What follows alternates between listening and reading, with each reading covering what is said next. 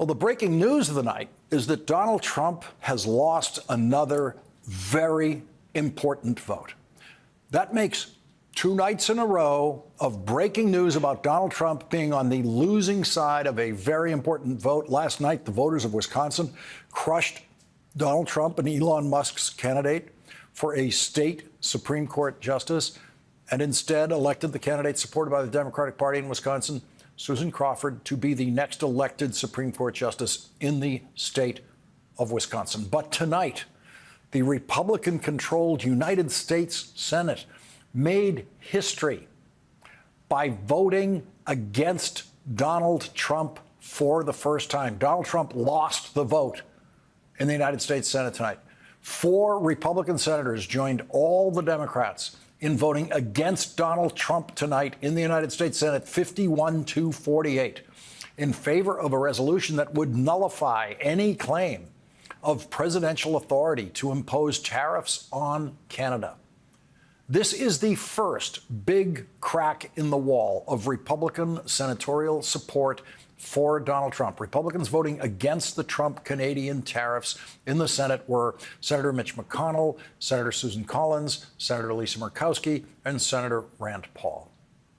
Donald Trump began his day with a social media post attacking those 4 senators, and still they defied Donald Trump. Rand Paul said as clearly as I have been saying for years the truth that other Republicans dare not say, that tariffs are taxes on the American people. Tariffs are a terrible mistake.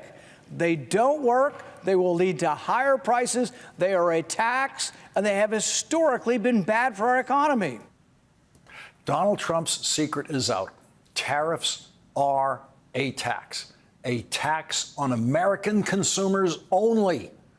Foreign countries don't pay those taxes.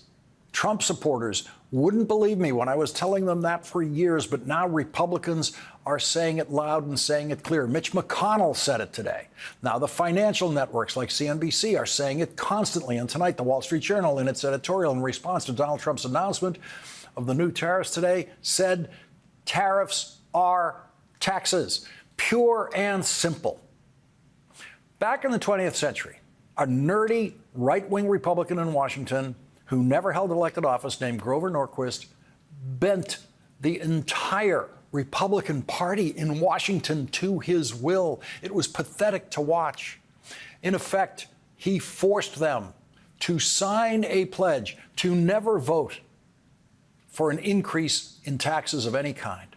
And every single Republican member of the United States Senate signed where Grover Norquist ordered them to sign. Every Republican presidential candidate signed where Grover Norquist required them to sign in order to be Republican candidates. And almost every Republican member of the House of Representatives signed exactly where Grover Norquist ordered them to sign, to never, ever, ever support an increase in taxation of any form. Republicans lived in fear of this guy, that guy right there in the middle. At the time, I declared Grover Norquist to be the most powerful unelected person in Washington because on one issue anyway, he had complete control over one of our political parties. Former Republican presidential campaign manager, my friend Stuart Stevens, wrote a book about the Grover Norquist-controlled Republican Party after Donald Trump was elected president, and he titled that book, "It Was All a Lie." It turns out Grover Norquist was and is a lie. Grover Norquist has revealed himself not to be a principled anti-tax crusader, as has every Republican member of the Senate and House of Representatives, because at some point, every single one of them has supported Donald Trump's increase in taxation on Americans through tariffs, which are sales taxes administered only on goods imported into this country and paid only by Americans in this country. Every one of those Republicans has either actively supported those taxes by Donald Trump or held their cowardly silence about them. And Grover Norquist, the nerd who was once perceived as the toughest Republican operative in Washington, is hiding tonight in his permanent cocoon of cowardly silence about Donald Trump's sales taxes. Donald Trump's tariffs. The last time the gasoline tax was increased in the United States of America was 32 years ago, with only Democratic votes in the House and the Senate. And Grover Norquist was outraged that Democrats, and Democrats only, voted to increase the gasoline tax in America. In 1993, the Democrats voted to increase the gasoline tax by 4.3 cents. And Grover Norquist screamed at the top of his histrionic anti-tax lungs about what a horrible burden an additional 4.3 cents a gallon of gasoline would be in America, what burden it would be for American drivers. And I'll never forget that outrage about the 4.3 cent increase in the gasoline tax, because I was working in the United States Senate at the time as the chief of staff of the Senate Finance Committee, and I personally negotiated that number, 4.3 cents, with the staff of a Democratic senator who was the final holdout on the gas tax increase, the final vote that we needed to get it through the committee. We actually started off by trying to increase it by a dime, but in the desperate last-minute negotiations to get that final vote in the Senate Finance Committee, the most I could get was 4.3 cents, which at the time was roughly a 2% increase in the cost of a gallon of gasoline, 2%. And Grover Norquist went crazy. And every Republican in the Senate and the House, including Mitch McConnell then in the Senate, claimed that the Democrats were crushing the American consumer with that increase in the gasoline tax, 4.3 cents. Newt Gingrich used it in his insurgent campaign to win control of the House of Representatives for Republicans in the next election for the first time in 40 years. And tonight, Newt Gingrich supports 54% sales taxes that Donald Trump is imposing, and 25% sales taxes that Donald Trump is imposing, and 10% sales taxes that Donald Trump is imposing on everything the United States of America imports from anywhere in the world. That 4.3 cent increase in the gasoline tax in 1993 was part of a complex deficit reduction legislation bill, huge bill, signed by President Clinton that included spending cuts and tax increases aimed at reducing the deficit, which is exactly what it successfully did. It was at the time the biggest tax increase in history, but that record has been broken. Broken by Donald Trump.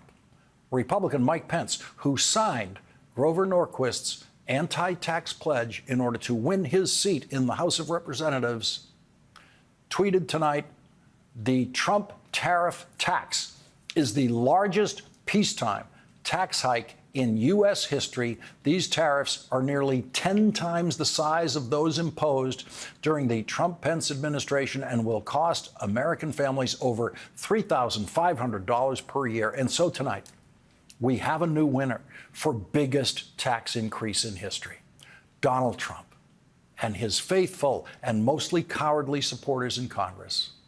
As I said, Donald Trump attacked the 4 senators who voted against him tonight in a social media post this morning, saying Mitch McConnell of Kentucky, Susan Collins of Maine, Lisa Murkowski of Alaska, and Rand Paul, also of Kentucky, will hopefully get on the Republican bandwagon for a change and fight the Democrats' wild and flagrant push to not penalize Canada. To the people of the great states of Kentucky, Alaska, and Maine, please contact these senators and get them to finally adhere to Republican values and ideals. Senator Collins explained on the Senate floor why the people of Maine did not burn up her office telephones today, demanding a trade war with Canada. Donald Trump, of course, wouldn't have understood everything she said because he, of course, has no idea which country Prince Edward Island is in. For example, many Maine blueberries are processed in Prince Edward Island. Maine also sends between $200 million and $400 million worth of lobster to Canada each year for processing. There are 240 lobster processing plants in Canada, but only 15 in the United States. I share the president's goal of getting more of that manufacturing done in the state of Maine, done in the United States. But the fact is, that if we impose these tariffs on Canadian processing, it's going to be our Maine lobstermen who will bear the cost. It's going to be consumers who bear the cost. The price hikes that will happen for Maine families, every time they go to the grocery store, they fill their gas tank, they fill their heating oil tank. If these tariffs go into effect, will be so harmful. And as price hikes always do, they will hurt those the most who can afford them the least. The people who can afford them the least. Grover Norquist doesn't care about those people. He never has. Donald Trump doesn't care about those people. He never has, never will. 48 Republican senators do not care about those people. And no Republican members of the House of Representatives care about those people. Not one of them. Everyone who pulls up lobster pots in Maine for a living knows something else Donald Trump doesn't know, which is the biggest foreign customer in the world for Maine lobster is China. And so the people of Maine did not demand that Susan Collins get in line with the madman who wants a trade war with Canada and the world. In the country where Rand Paul grew up and where I grew up and where you grew up, presidents didn't control tariffs. Congress did. A couple of obscure laws passed by Congress decades ago gave the president power to adjust tariffs only in a national emergency, which basically meant something like a world war. Donald Trump's claim of emergency conditions as the legal justification of his tariff orders today is provably false, especially when it comes to as good a neighboring country that exists in the world, Canada. The vote in the Senate was to remove the president's power to declare an emergency involving Canada. Taxes should not be enacted by one person. So I will vote today to end the emergency. I will vote today to try to reclaim the power of taxation, the power of the tariff, to where the Constitution designated it should properly be, and that is in Congress. While the Senate was voting tonight against Donald Trump, after-hours trading showed a stock market crash in the making, which will leave Wall Street in fear of tomorrow morning's opening bell. Donald Trump didn't want to see an active, ongoing stock market crash during his announcement today, so he made his announcement after the markets closed on Wall Street. Even before he spoke today, the Wall Street Journal called Donald Trump's plan, quote, the dumbest trade war in history. And after Donald Trump revealed his biggest tax increase in history today, the Wall Street Journal said, quote, tariffs are taxes. Donald Trump's years of lying about foreign countries paying Donald Trump's tariffs have crashed into the brick wall of reality. No foreign country has ever paid a tariff imposed by the United States of America. No country on earth is empowered in any way to impose taxes of any kind on another country. Everyone knows that, except Donald Trump and the supporters who he fooled. The Wall Street Journal said, tariffs are taxes. Car prices will rise by thousands of dollars, including those made in America. In the demented rhetoric unique to Donald Trump, he decided to call today Liberation Day. And it turned out he was right. It was Liberation Day for 4 Republican United States senators who finally summoned the strength to vote against Donald Trump and defeat him